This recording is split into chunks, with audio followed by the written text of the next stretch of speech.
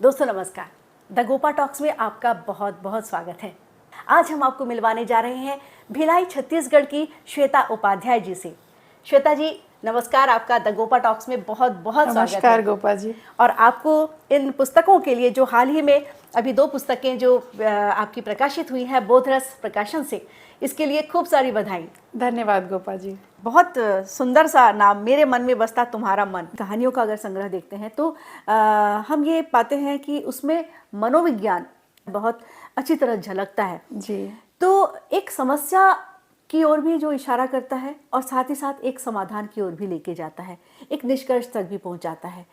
आप एक NLP trainer भी हैं जी। किस तरह जो हमारे युवाओं के लिए, चाहे घरेलू महिलाओं के लिए या पुरुष महिलाएं सभी के लिए, एक अवसाद से निकलने का एक रास्ता आप बताती हैं? अवसाद एक ऐसी मानसिक स्थिति है जहां आप अपना जो है जीवन का लक्ष्य और जीवन की प्रासंगिकता को भूलने लगते हैं। Purpose of life. आपको कई जो अवसादित व्यक्ति, वो अवसादित व्यक्ति है जिसे ऐसा लगता है कि उसके होने का कोई अर्थ नहीं है। और ये स्थिति 1 या 2 दिन में पैदा नहीं होती। अच्छा। तो हमें ये समझने की जरूरत है कि चाहे वो कोई भी हो, चाहे वो 14-15 साल के बच्चे हों, किशोर बच्चे हों, या कोई जवान लड़का लड़की कोई भी हो, स्त्री पुरुष हो, हम इसको किसी एज से डिफाइन नहीं कर पाएंगे। लेकिन किसी स्थिति में अगर हम मानसिक तनाव से लगातार गुजर रहे हैं और हम उससे निकल ही नहीं पा रहे, तो इसको समझने की जरूरत है। कई बार आप नहीं समझ पाते हो, आपके अंदर एक चिड़चिड़ापन आने लगता है, क्रोध आता है और आपके अंदर अरुचि बहुत बढ़ने लगती है। तब आपके परिवार के सदस्य हों जो आपके बदलते व्यवहार के प्रति सचेत हों, जाने समझें, थेरेपी सीख करें। क्योंकि सबसे जरूरी बात यह है कि आइडेंटिफाई एंड एक्सेप्ट। आप किसी मानसिक लो मोमेंट्स जो लाइफ के होते हैं, कई बार आपके मूड्स लो होते हैं, अवसाद में होना मतलब फिर तो आप ये समझ लीजिए कि वो पर्सन जो है वो इस स्थिति में नहीं है कि वो आपको आके बताएगा। बिल्कुल। आपको कई लोग ऐसे मिलेंगे जो ऊपर से बड़े खुश मिजाज होते हैं, लेकिन हमारे सामने कितनी ऐसी घटनाएं आई हैं पिछले कुछ वर्षों में जहां अच्छे खासे इंसान ने आत्महत्या कर ली, जिनके पास सब कुछ था। I identify this as a state where a person remains in that specific mental state for a long time. और वो इसे छुपाने की कोशिश करते हैं। एक्सेप्टेंस होना चाहिए।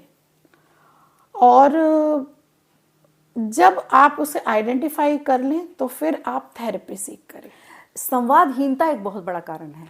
संवादहीनता बहुत बड़ा कारण है, पर इससे भी जरूरी बात यह है कि आप संवाद किससे कर रहे हैं। कई बार बहुत लंबे समय तक अवसादित व्यक्ति उन लोगों से बात करता रहता है जो उसे और अवसाद की तरफ ढकेलते हैं, जिसे उसे कोई सरोकार भी नहीं, कोई सरोकार नहीं।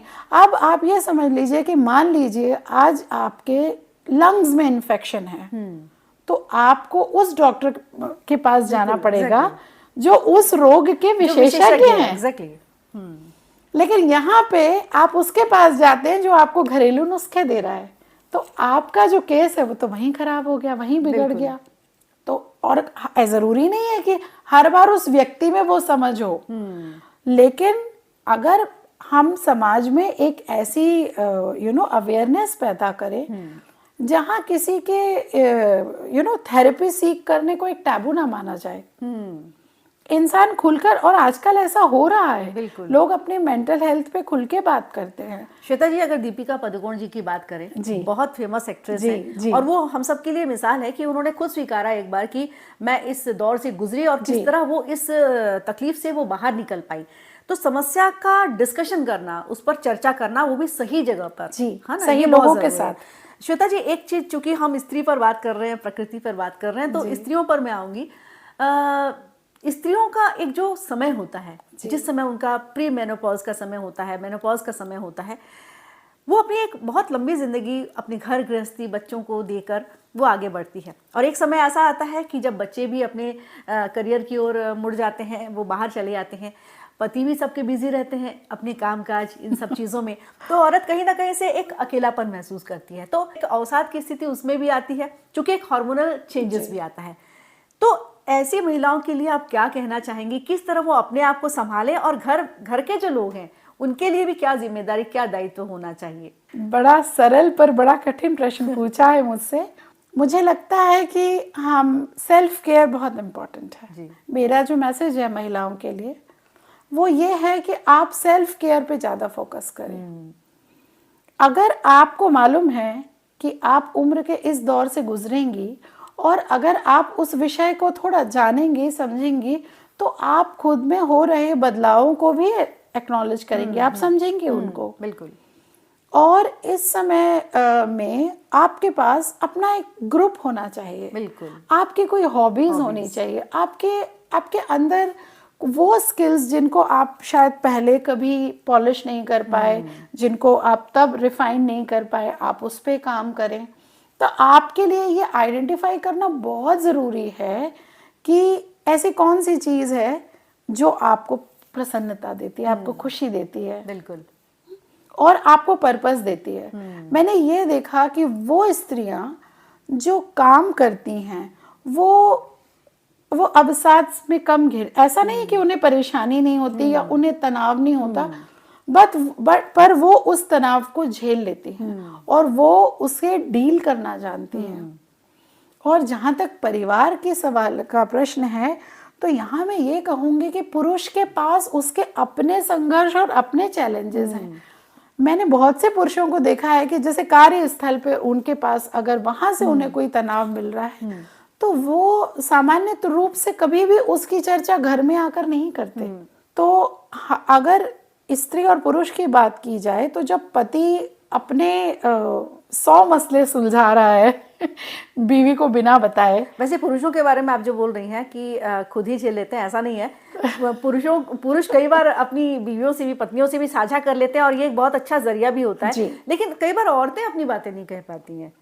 एक तो ये भी बात है कि सामने वाले पे कितना आप भरोसा करते हैं, कितना आप शेयर कर सकते हैं, क्योंकि हर परिवार में हर किसी का व्यवहार, हर किसी का एक अलग मूड होता है हर चीज़ का। परिवार के हर लोगों को, हर व्यक्ति को, हर सदस्य को ये समझने की ज़रूरत है कि ये जो समय है कितना सेंसिटिव है हर औरत के जीवन में, और उसे इस वक्त संभालना बहुत ज़रूरी है। इसे भी देखा जाए तो बहुत सरलता के साथ अगर स्त्री कभी अपनी परेशानियां भी कम्युनिकेट कर दे घर के लोगों को, तो भी मुझे लगता है कि ज़रूरी नहीं है कि आपके कहने के बाद भी कोई समझेगा। इसलिए फिर मैं वापस आती हूँ सेल्फ केयर पे।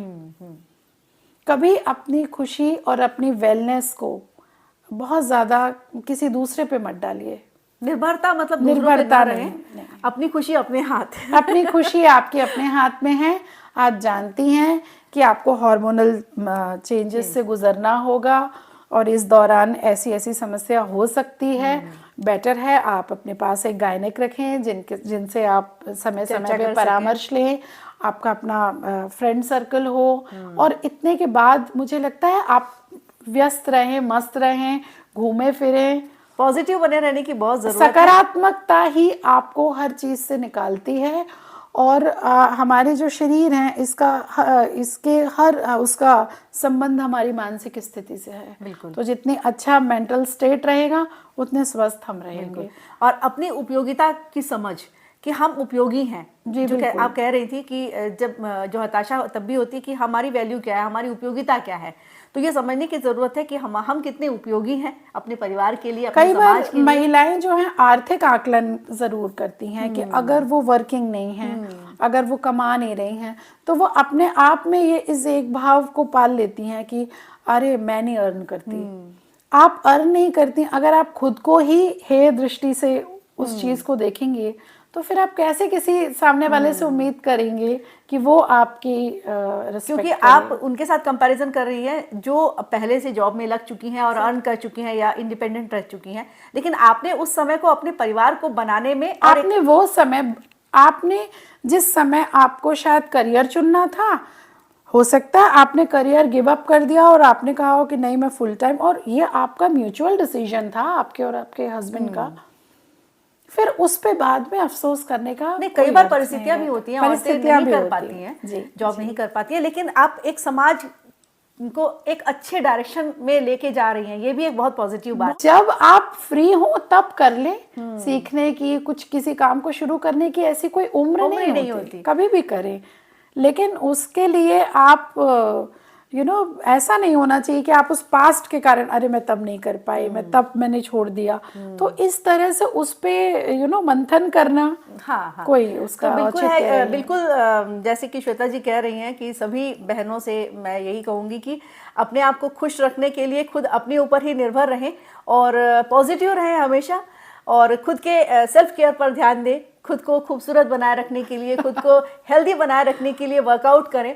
यहाँ हमने स्त्रियों पर तो बहुत बात कर ली, अब युवाओं पे थोड़ी सी बात कर लेते हैं। युवा जो है उनके ऊपर करियर का बहुत प्रेशर है, फ्यूचर का बहुत प्रेशर है, सोसाइटी का और पेरेंट्स का भी बहुत प्रेशर है, और हताशा बहुत ज़्यादा देखी जा रही है, खासकर जो बिल्कुल प्रिलिमिनरी स्टेज में है उनसे ही शुरुआत अगर हम करते हैं तो क्या कहेंगी आप उनके लिए? बच्चों पे, आप भी माँ है, मैं भी एक माँ हूँ, बच्चों पे sometimes it happens that parents create this pressure on them. तो बच्चों के अंदर हमारा काम है उनके अंदर अच्छे बुरे की समझ पैदा करना, उसके बाद वो कौन सा करियर पाथ चुनेंगे उसके लिए आपको उनके साथ जरूर रहना है, पर उन्हें उनका चुनाव भी करने देना है। तो कई बार क्या होता है कि बच्चे आपकी चॉइस और अपनी चॉइस के बीच में रह जाते हैं, और हो सकता है जो आपने उनके लिए चुना हो वो उस सब्जेक्ट को ना पढ़ पा रहे हो, या वो उस दिशा में आगे नहीं बढ़ना चाहते हो, पर क्योंकि पेरेंट्स का प्रेशर है तो यहाँ बच्चों में बहुत निराशा आती है। दूसरी बात जो है, वहाँ पेरेंट्स का एक्सेप्टेंस कम होता है। पेरेंट्स जो है या तो बच्चों को बहुत छूट दे देते हैं या फिर वो बहुत कंट्रोल करना चाहते हैं, तो बैलेंस की जो कमी है वो भी एक बहुत बड़ा रीज़न है कि वहाँ पे फिर जो बच्चे होते हैं वो फ्रस्ट्रेट होने लगते हैं या वो पेरेंट्स से बातें छुपाने लगते हैं, और इस कारण बच्चे कुछ ऐसे डिसीजन लेते हैं जो उनके लिए अच्छे नहीं होते। तो यहाँ एक क्लियर कम्युनिकेशन पेरेंट्स और बच्चों के बीच होना बहुत ज़रूरी है। और श्वेता जी, अगर आप हमारे समय की बात करें 2-3 जनरेशन पीछे और आज के समय की बात करें तो आप देखेंगे कि पहले के जो बच्चे होते थे, मतलब हमारे दौर के, हम इतने जल्दी निराश नहीं होते थे। ये जो फाइटिंग की जो क्वालिटी है कि सामना करो, फाइट करो, हारो मत, हमेशा उम्मीद को बनाए रखो, पेरेंट्स को ये भी सिखाया जाने की बहुत ज़रूरत है अपने बच्चों को कि भाई कोई भी स्थिति होती है, आपके पास बहुत सारे वे आउट हैं, अगर आप इसमें सक्सेस नहीं हो रहा है तो आप दूसरी तरह जा सकते हैं। तो अपने बच्चों को एक फाइटर बनाना भी एक पेरेंट का बहुत बड़ा दायित्व होता है। वो भी, और उसके साथ मैं जो महसूस करती हूँ कि बहुत भौतिकतावादी दृष्टिकोण बच्चों में आ रहा है। उन्हें हर चीज़ चाहिए। मुझे याद है कि जब हम छोटे थे तो अगर हमें कोई चीज़ हम बहुत जब अपने फादर के पास जाकर किसी चीज़ की डिमांड करते थे तो वो पूछते थे इसकी उपयोगिता क्या है। सही है। अगर कोई ऐसी चीज़ हमने मांगी उनसे जो बड़ी महंगी है लेकिन उपयोगी नहीं है तो वो हमें ये समझाते थे कि ये नहीं ले सकते हो क्योंकि इसकी उपयोगिता नहीं है। तो यहाँ पेरेंटिंग का भी बहुत बड़ा रोल है कि कई बार हमारे पेरेंट्स ने हमें उस समय में एक ऐसी महंगी चीज़ उपलब्ध कराई, जैसे मुझे याद है कैशियो आता था, वो उस जमाने में मेरे फादर ने मुझे लाके दिया था क्योंकि वो चाहते थे कि मैं उसे बजाना सीखूं। अच्छा। और उस समय में वो बड़ा महंगा हुआ करता था। तब मुझे लगा कि मैं कोई अगर एक महंगा टॉय मांग रही हूँ तो मेरे पापा नहीं खरीद रहे हैं, लेकिन ये उन्होंने मुझे ला कर दिया है। तो उपयोगिता, छोटी छोटी चीजें। और आपको पता है पेरेंटिंग कोई 1-2 दिन का काम नहीं है, it is a life long journey. और उस प्रोसेस में हमने एज अ पेरेंट, आप, मैं और हमारे जैसे बहुत सारे पेरेंट्स ने, हमने अपने बच्चों की लाइफ को सिंप्लीफाई करने के लिए उन्हें लाड़ में बिगाड़ दिया। और अब बच्चे, बहुत से बच्चे जो हैं, सबकी मैं जनरलाइज नहीं कर रही हूँ, वो उस चीज को अर्जित नहीं करना चाहते। उन्हें बिना अर्जित किए वो मिल रही है। जब बिना अर्जित किए आपको कुछ मिलने लगता है, then you take it for granted. आपको उसकी वैल्यू नहीं, आपके पास उसकी वैल्यू नहीं होती। और आप देखिए, हमें जो भी मिलता था, हमें उसकी बहुत वैल्यू होती थी। उस जमाने में जब हम पढ़ते थे, टाइटन की घड़ी होना एक बहुत अच्छी बात मानी जाती थी। तो आपको बताया जाता था, अच्छा पढ़ोगे, अच्छे मार्क्स आएंगे, फिर एग्जाम के बाद तो उस टाइटन की घड़ी। और मुझे अच्छे से याद है कि उस समय में कॉलेज में मैं जो घड़ियां पहनती थी, एक दो तो आज भी मैं रखी हुई हूँ। हम, हमारे जनरेशन की यही तो खासियत है कि हम पुरानी चीजों को भी संजो के रखते हैं। और श्वेता जी, आपको खूब सारी बधाइयाँ फिर से, और आपके सुखद भविष्य के लिए, और आप और भी अच्छी अच्छी पुस्तकें आपकी आएँ और प्रकाशित हों। हम अपने दर्शकों को दिखाना चाहेंगे petals of childhood, smiling James, और कविता सी लड़की, निबंध सा लड़का, और मेरे मन में बसता तुम्हारा मन। श्वेता उपाध्याय जी की ये 3 पुस्तकें, 3 जो संग्रह हैं, ये बहुत ही अच्छी हैं और आप ज़रूर पढ़िएगा, आपको निश्चित रूप से अच्छा लगेगा। और आज श्वेता जी से जो हमारी एक चर्चा हुई सहज रूप में, अनौपचारिक रूप में, कि स्त्री पर, प्रकृति पर, और ओवरऑल जो एक जीवन पर, श्वेता जी, आप बहुत अच्छा लगा मुझे भी आपके। Thank you so much. मुझे लग रहा था कि ये सेशन कैसे होगा, पर ये तो बढ़ता ही जा रहा है। जब बातचीत चलती है तो रुकने का बिल्कुल नाम ही नहीं लेती। और आपसे लग तो रहा है कि मैं बात करती रहूं, लेकिन एक समय, एक सीमित तो होता ही है। तो उम्मीद करती हूँ आज का जो हमारी जो चर्चा थी वो बहुत अच्छी लगी होगी आपको। और अगली बार हम फिर किसी नए विषय के साथ और फिर किसी नए शख्सियत के साथ आपके सामने आएंगे। तब तक के लिए इजाज़त दीजिए। नमस्कार।